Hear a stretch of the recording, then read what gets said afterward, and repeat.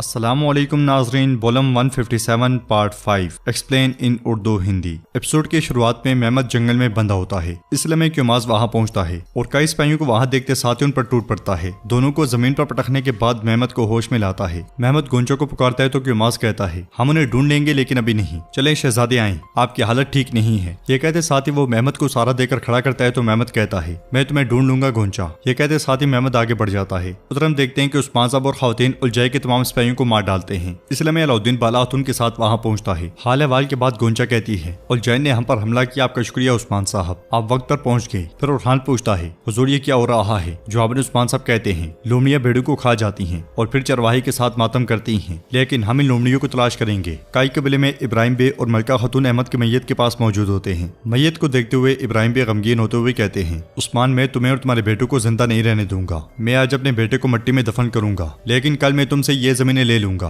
मलका खातून रोते हुए कहती हैं मेरा बेटा तुम्हारी वजह से मर गया। मैंने तुमसे कहा था इब्राहिम की शादी से हमें कोई फायदा नहीं होगा। इब्राहिम बे पूछते हैं मुझे कैसे पता चलता खातून, मैं कैसे जान सकता था कि उस्मान ऐसी घटिया चाल चलेगा। हमने वही किया जो दुरुस्त था, लेकिन उस्मान। मलका खातून चिल्लाते हुए खड़ी हो जाती हैं और कहती हैं तुम फिर भी कह रही हो कि उस्मान उस्मान उस्मान। इब्राहिम बे कहते हैं खातून तुम क्या कह रही हो, सियासत के लिए जो जरूरी था। मलका खातून उनकी बात काटते हुए कहती हैं सियासत की जान छोड़ दो, इब्राहिम तुम्हारी सरदारी बाढ़ में जाए, तुम्हारे बाप होने पर लानत हो। इब्राहिम बे उसे झंझोड़ते हुए कहते हैं मलका होश में आओ, तुम क्या कह रही हो, तुम मेरी तौहीन कर रही हो। मेरा बेटा मकसद की खातिर अपनी जान से हाथ धो बैठा। तो मलका खातून कहती हैं अपनी जान से। देखो नहीं नहीं, अहमद मर गया, अब वो यहाँ नहीं है। ये देखो उसकी टोपी, हमारे पास सिर्फ उसकी टोपी और तलवार रह गई है, देखो जरा इन्हें। इब्राहिम भी अहमद की तलवार लेते हुए कहते हैं अहमद की तलवार अब मेरे पास अमानत है, मैं उसका इंतकाम लेने के लिए खून बहाऊंगा। मलका तलवार पकड़ते हुए कहती है मुझसे वादा करो। वो इतने जोर से तलवार पकड़ती है कि खून बहना शुरू हो जाता है। वो मजीद कहती है मुझसे वादा करो कि मेरे बेटे अहमद को कब्र तक पहुंचाने वाले को जिंदा नहीं छोड़ोगे, मुझसे वादा करो। खून बहता हुआ देखकर इब्राहिम भी कहते हैं मलका तुम्हारा हाथ, तुम्हारे हाथ से खून बह रहा है। जवाबन मलका कहती है नहीं,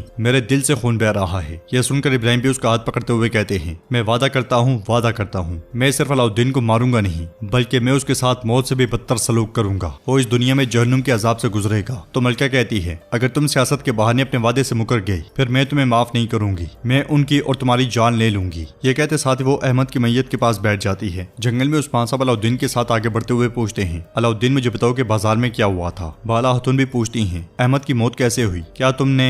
तो अलाउद्दीन कहता है नहीं माँ, हमने जब कबीला छोड़ा तो वो जिंदा था। मैं जब गोंचा को जिंदान से बाहर लेकर जा रहा था तो अहमद आ गया। हम लड़े, लेकिन मैंने उसे नहीं मारा। गोंचा कहती है जब हम जा रहे थे तो वो बेहोश था। अलाउद्दीन ने किसी को नुकसान नहीं पहुंचाया, हत्ता के जंगजूओं को भी इसने सिर्फ बेहोश किया था। यह सुनकर उरहान पूछता है फिर अहमद को किसने मारा। तो उस्मान साहब कहते हैं वो तुर्कमानों को एक दूसरे से लड़वाना चाहते हैं। वो चाहते हैं कि सदरान आपस में लड़ें ताकि उनके दरमियान जंग छिड़ जाए। इसी वजह से उन्होंने अहमद को कत्ल किया और इल्जाम तुम पर लगा दिया। तो बाला खातून पूछती हैं उलझाई के बारे में क्या, उसने तुम पर कब हमला किया। जवाबन गोंचा कहती है बाजार से निकलते ही उन्होंने हमारा रास्ता रोक लिया। यह सुनकर उस्मान साहब कहते हैं तो उन्होंने तुम्हारा ताकुब किया, जब तुम चले गए तो उन्होंने अहमद को कत्ल कर दिया। ऐसा लगता है कि सबके पीछे उलझाई है। फिर सिपाही भाई सुंगुर कहता है हुजूर बुरहान बे भी थे, वो हमारी हिफाजत कर रहे थे, फिर वो पीछे हट गए। यह सुनकर उस्मान साहब कहते हैं बुरहान अब भी अपने तौर पर काम करने की कोशिश कर रहा है, वो तनहा लड़ाइयों में हमारी हिफाजत कर रहा है। तो जरकुतै कहता है मेरे हुजूर वो आपको छोड़ नहीं सकता, आप जानते हैं उसकी नीयत साफ है। तो उस्मान साहब कहते हैं मैं जानता हूँ जरकुतै में जानता हूँ, लेकिन उसकी सजा जरूरी थी। उरहान पूछता है मेरे हुजूर अब हम क्या करेंगे।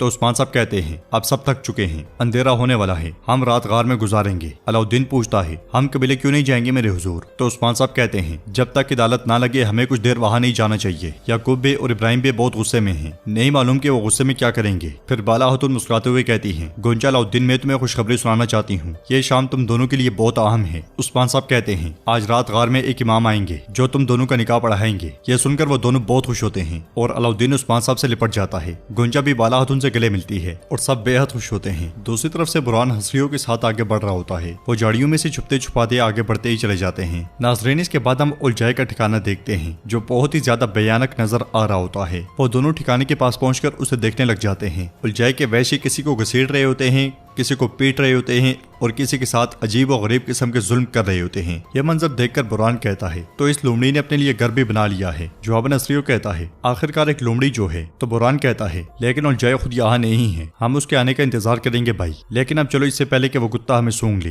वो जाने ही लगते हैं कि उलझाए के सिपाही उन्हें घेर लेते हैं। बुरहान हथियार निकालने की कोशिश करता है तो खसरियों से रोक देता है। उलझाए के सिपाही नारे लगाते हुए कहते हैं मार डालो इन्हें, मार डालो। उनका वैशीपन देखकर वो दोनों हथियार डाल देते हैं। उलझाए के सिपाही उन्हें लेकर ठिकाने में आ जाते हैं। दूसरी तरफ हम देखते हैं कि नाकाम उलझाए और मेहमद आमने सामने आ जाते हैं। उलझाए मेहमद से कहता है तुमने देर कर दी, उस्मान अलाउद्दीन और गोंजा को ले गया, वो उन्हें खुफिया जगह में ले गया है। बज़ाहिर वो सब पहले से जानता था, जब तुम शादी में गए तो उन्होंने तुम्हारी बहन को अगवा कर लिया। मेहमद चिल्लाते हुए कहता है अलाउद्दीन अपनी जान से इसकी कीमत अदा करेगा, या तो वो या मैं, इसके अलावा कोई रास्ता नहीं बचा, वरना मैं अपनी इज्जत खो दूंगा। जवाबन उलझाए कहता है तुम्हारी बहन उसके साथ मुतमईन थी, तुम क्या कर सकते हो, तुम्हारी बहन अपनी मर्जी के साथ गई है, बल्कि वो उनके साथ हमारे खिलाफ भी लड़ी। ये सुनकर मेहमद कहता है गोंजा भी इसकी कीमत अदा करेगी, इसका हिसाब लगाना मुश्किल है। उलझाए उसे मजीद भड़काते हुए कहता है हम दरमियान की सलाहियत और ताकत को अच्छी तरह जानते हैं, क्या आप कहीं से इसका हिसाब नहीं लेंगे मेहमद साहब? अपनी फौज जमा करो, जंग अब नहीं तो फिर कब होगी? मेहमद कहता है फौज भी तैयार है और जवान भी, ये जंग कईयों का खात्मा होगी, लेकिन पहले हमें वालिद को बचाना है। जवाबन उलझाए कहता है फिक्र ना करो, मैं उन्हें उस्मान के हाथ से छीन लूंगा, जाओ और अपनी फौज जमा करो। मेहमद कहता है मैंने आपके बारे में सुना है, मुझे तुम पर एतबार है, अगर ये कोई और होता तो मुझे यकीन ना आता, जब मैं अपने वालिद को बचाऊंगा तो फौज जंग के लिए तैयार होगी। ये कहते साथ ही मेहमद चला जाता है और उलझाए सिपाहियों से कहता है ऐ लोमड़ियों अपने घर चलते हैं, हम अलखानी रियासत के गवर्नर को बताएंगे जो कुछ हो रहा है, फिर एक बड़ी जंग छिड़ जाएगी, हमें फौजियों की जरूरत है, चलो चलते हैं। ये कहते साथ ही उलझाए भी चला जाता है। नाज़रीन इसके बाद हम देखते हैं कि काई कबीले में यूनुस अमरे सरदार कुंदूस और आयकुत के साथ बैठे होते हैं और कहते हैं रसूल खुदा फरमाते हैं ऐसे फितने बर्पा होंगे कि उनमें बैठने वाला खड़े होने वालों से बेहतर होगा और खड़ा होने वाला चलने वाले से बेहतर होगा और चलने वाला दौड़ने वाले से बेहतर होगा। इसलिए में तो गए वहाँ पे आता है तो यूनुस अमरे उसे बैठने का इशारा करते हैं और मजीद कहते हैं क्या समझते हैं कि हमने इस फितने के वक्त को भांप लिया है जिसके बारे में रसूल खुदा सल्लल्लाहु अलैहि वसल्लम ने बताया था?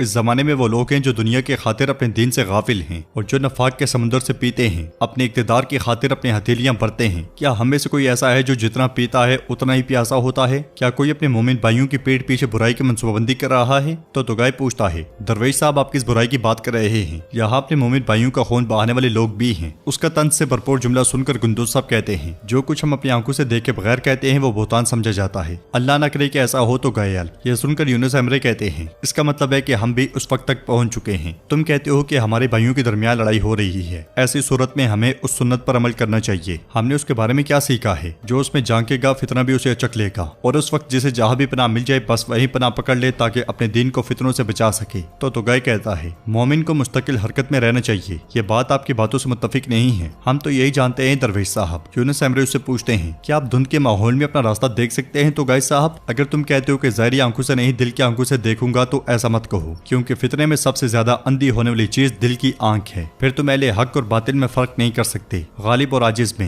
अगर आप फर्क नहीं कर सकते तो रुक कर इंतजार करना चाहिए। फितने के कम होने और धुंध के खत्म होने का इंतजार करोगे ताकि उन आंखों से पर्दे हट जाएं जो हक को देख सकें, वरना काफिर को मौका मिलेगा जब मोमिन मोमिन से लड़ता है। अल्लाह ताला फरमाता है मोमिन आपस में भाई भाई हैं। अगर मोमिन आपस में भाई बनकर उनके दरमियान नफाक डालने वालों को नहीं ढूंढेंगे तो उन पर कुफार का जुल्म कभी खत्म नहीं होगा। तो फिर फितना खत्म होते ही सब जाहिर होगा कौन कुफार का साथ दे रहा है और कौन भाईचारे से गद्दारी कर रहा है। हमें उन्हें ढूंढकर उसकी मुखालफत करनी चाहिए। अपनी बका का इम्कान सिर्फ इसी में है। और नाजरीन इसके साथ ये एपिसोड भी इख्तिताम पजीर होती है। अगर आपको वीडियो पसंद आए तो वीडियो को लाइक करें, चैनल को सब्सक्राइब करें और बेल आइकॉन पर लाजमी से क्लिक कर दें। इंशाल्लाह मिलते हैं नेक्स्ट वीडियो में, तब तक के लिए रखें अपना और अपनों का बहुत ज्यादा ख्याल। अल्लाह निगहबान।